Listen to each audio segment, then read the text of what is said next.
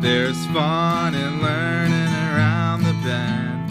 You could even do it with your best friend. If there's science stuff that you like to know, come watch Allie and CoCo Science Show.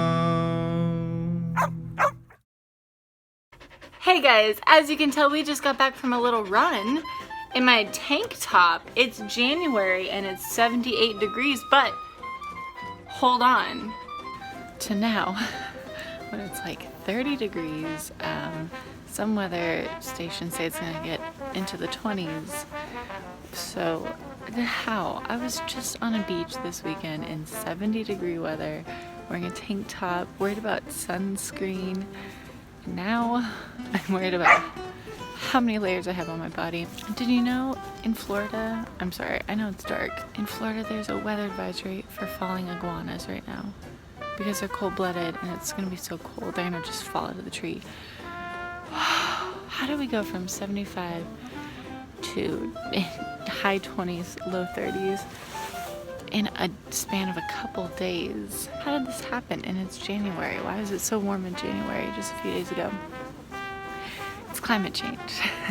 Last year I talked about the polar vortexes and how they're more extreme weather events over shorter spans of time, and a lot of it is with this more greenhouse gases and carbon dioxide in the atmosphere.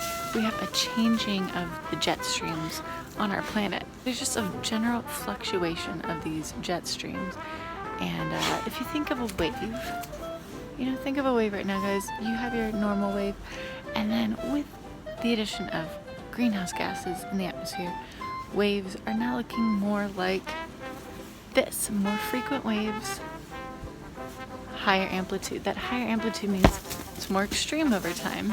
Shorter wavelengths mean things happen faster. So more areas are having extreme hot then cold, then hot then cold, and extreme really hot and really cold. So we're having a lot of our warmest summers ever and our coldest winters ever, and it's all over the place.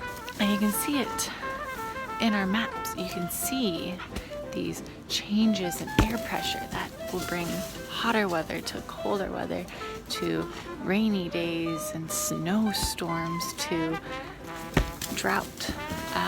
So if you ever get a chance, take a look at just some Doppler radars to see what's going on short-term and long-term in your area, because it can actually be pretty fascinating. So this is just a short random video to tell you why I was on the beach literally 2 days ago and now I can't feel my hands because I have to hold up my video and I can't.